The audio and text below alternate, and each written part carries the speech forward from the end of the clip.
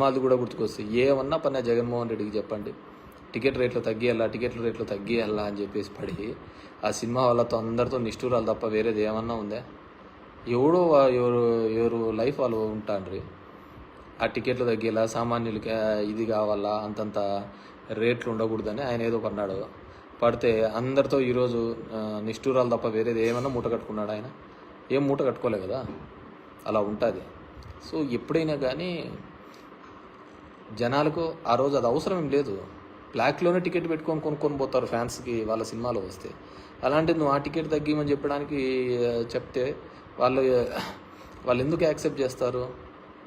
So it's craze. మనం వాళ్ళకి తగ్గిస్తున్నాము ఇదేదని వాళ్ళు ఆలోచించరు. ఆ విషయం గురించి వాళ్ళకి తెలియదు కదా, మనకి మంచి చేస్తున్నాము అనేది. వాళ్ళ సినిమా ఫ్యాన్ ఎంతైనా పెట్టిపోవాలా అనేది వాళ్ళ ఆలోచన. మనం ఎవరు వాళ్ళు ఆ రేట్లు తగ్గించాలనేది. అలా అనుకున్నాము. అందరితో ఒక ఇండస్ట్రీతో అందరితో కూడా మనం చెడు మూట కట్టుకోవడం జరిగింది. నా ఎస్సీలు, నా ఎస్టీలు, నా బీసీలు అని అన్నారు. మిగతా ఆ సెక్షన్ ఆఫ్ ది పీపుల్ నీతో సెయిల్ అయినారో లేదో తెలియదు, కానీ మిగతా సెక్షన్ ఆఫ్ ది పీపుల్ అందరూ కూడా నెగిటివ్ అయినారు కదా. వాళ్ళైనా మేము వద్దా అని. పోనీ ఎవరినైతే భుజాన్ని ఎత్తుకున్నారో వాళ్ళన్నా మనతో తోడొస్తున్నారా? తోడొచ్చింటే ఈ పరిస్థితి అయితే ఉండేది కాదు కదా. తోడొస్తే ఈ పరిస్థితి అయితే ఉండేది కాదు కదా. సోషల్ ఇంజనీరింగ్ అనే కాన్సెప్ట్ తీసుకొని వస్తుంది. ఓసీలకు జనరల్గా వచ్చిన సీట్లను కూడా బీసీలకు ఇచ్చినాడు.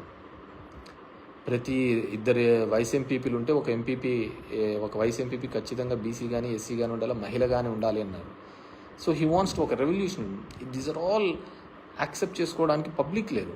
పబ్లిక్ ట్రెడిషనల్గా వచ్చే పద్ధతినే యాక్సెప్ట్ చేశారు తప్ప ఇవన్నీ వాళ్ళు యాక్సెప్ట్ చేసుకోవాలా అనే పద్ధతికి ఆలోచించుకోలేదు. అరే మన కోసం ఆలోచిస్తున్నాడు, నా బీసీ, నా ఎస్సీ, నా ఎస్టీ మా గురించి ఒకరు ఆలోచిస్తున్నారు అనేది ఆలోచించలేదు. సో ఇట్స్ వర్టికల్లీ పార్టీ లైన్లో డివైడెడ్గా ఉన్నప్పుడు అవన్నీ ఆలోచించలేదు. జగన్మోహన్ రెడ్డి ఆలోచించినాడు.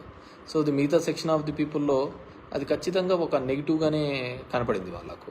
సో అది ఇంకా స్ట్రెస్ చేయడంతో ఇంకా ఎక్కువ ఉంది. పోనీ మమ్మల్ని ఓన్ చేసుకుంటున్నాడు కదా, మమ్మల్ని ఏ ముఖ్యమంత్రి కూడా ఏ పార్టీ కూడా ఇన్ని పదవులు ఇచ్చి ఈ విధంగా మమ్మల్ని దగ్గరగా చేసుకున్నారు కదా అనే ఫీలింగ్ వాళ్ళు కూడా ఎక్స్ప్రెస్ చేయలేదు. వాళ్ళు కూడా చూపించలేదు అన్నమాట. మమ్మల్ని ఇంతగా చేసినారు కదా, మాకు ఈ విధంగా ఒక రాజ్యాంగబద్ధమైన పదవులు ఇచ్చినారు కదా. సరే, ఆ పదవులకు ఏ విధంగా ఉంది ఏముంది అనేది తర్వాత. ఎంతోమందిని పక్కన పెట్టి ఇచ్చినాడు మమ్మల్ని. వాళ్ళకు వచ్చిన ఆపర్చునిటీని కూడా తీసేసి మాకు ఇచ్చినాడు కదా. సో మనం ఉండాలి కదా అనేది కూడా లేకపోయిందనమాట. సో దీంట్లో మనిషి ఒకటి ఆశ కోరికలు దీని మీద తప్ప వేరేది ఏది కానీ దీంట్లో కనపడదన్నమాట. సో మనము అంత చేసినా కానీ ఏ విధమైన పరిస్థితి కనపడలేదు. So I wish everyone be positive. This 4 years we have to go ahead. YCP వాళ్ళందరికీ కూడా. సో అందరూ కూడా బీ పాజిటివ్. సో ఉంటారు పాపం. జగన్మోహన్ రెడ్డి గారిని ఆలోచించండి. ఇంట్లో వాళ్ళు అతన్ని ఇబ్బంది పెడుతూ, బయట చంద్రబాబు నాయుడు ఇబ్బంది పెడుతూ, పైన బీజేపీ ఇబ్బంది పెడుతూ, ప్రతి ఒక్కరూ ఏదో విధంగా అతన్ని క్రష్ చేయాలా అని వాళ్ళ అహాన్ని చూపించుకోవాలనే ఒక ప్రయత్నం చేస్తున్నారు.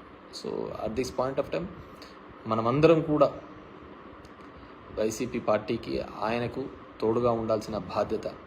నాకు తెలిసి ఆయన ఎవరికే కానీ తెలిసి అయితే నష్టం జరిగిండదు. సో డెఫినెట్గా ఒక పొలిటికల్ డ్రివన్ తప్ప, రాజకీయంగా తీసుకోకపోవడం తప్ప, ఆయన అన్నీ కూడా ప్రతి ఒక్కరికి కూడా మంచి చేసే ఒక ప్రయత్నమే చేసినాడే తప్ప ఎక్కడే కానీ నెగిటివ్ చేయలేదు. ప్రతి ఒక్కరికి మంచి చేయాలనే ఒక ఆలోచన తప్ప వేరేది ఏం చేయలేదు. సామాన్యుల వరకు కూడా ఒక మంచి చేయాలనే ఒక ఆలోచన తప్ప వేరేది ఏం చేయలేదు. సరే ఉండొచ్చు,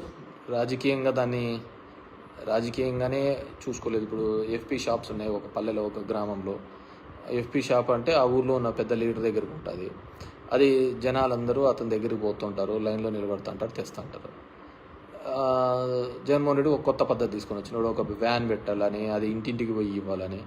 సో అక్కడ అతను బాధపడినాడు, వీళ్ళకు సాటిస్ఫాక్షన్ లేదు. అలా మల్టిపుల్ రీజన్స్తో ఈ విధంగా ఉంది. So that's it for now. So అందరినీ కూడా be positive and we have to అందరం కూడా జగన్మోహన్ రెడ్డి గారికి తోడుగా ఉందాం, అండగా ఉందాం. అతన్ని అన్ని విధాలుగా కూడా ఇబ్బంది పెట్టే ప్రయత్నాలు చేస్తూ ఉంటారు ఎమ్మెల్యే క్యాండిడేట్స్కి. రాజకీయంగా ప్రతి గ్రామంలోనూ, ప్రతి ఊర్లోనూ, ప్రతి వార్డులలోనూ కూడా ఇబ్బంది పెట్టాలా అనే ఒక ఆలోచన విధానంతో చూస్తుంటే ఇప్పుడు ఒక కొత్త ట్రెండ్ వస్తుందన్నమాట. మామూలుగా రాజకీయ నాయకులు కొట్లాడుకుంటూ ఉంటారు, అయిపోతూ ఉంటుంది.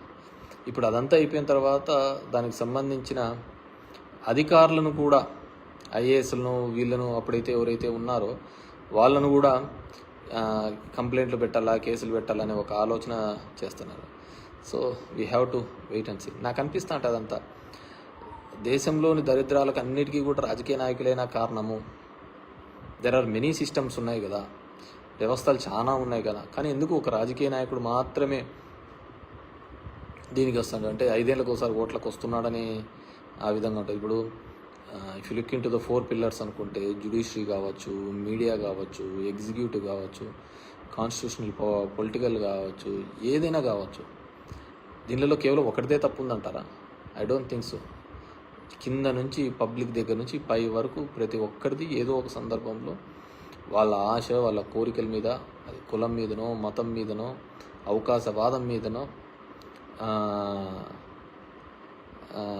ప్రతి ఒక్కదాని మీద ఏదో విధంగా రన్ అవుతానే ఉందన్నమాట. సో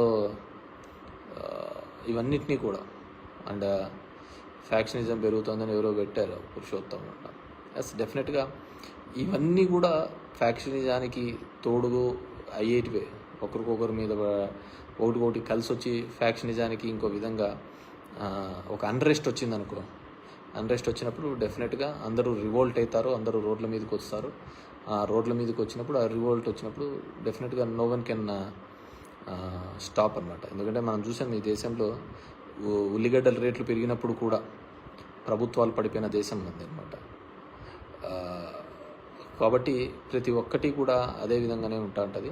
దీంట్లో మంచికి చెడుకు లేదు, కేవలం స్వార్థానికి, ఆశకు, కోరికలకు తప్ప దీంట్లో వేరే ప్లేస్ లేదనమాట ఎక్కడ కానీ. సో దాన్ని బట్టి మనం కూడా పోతూ ఉంటే బాగుంటుంది. సో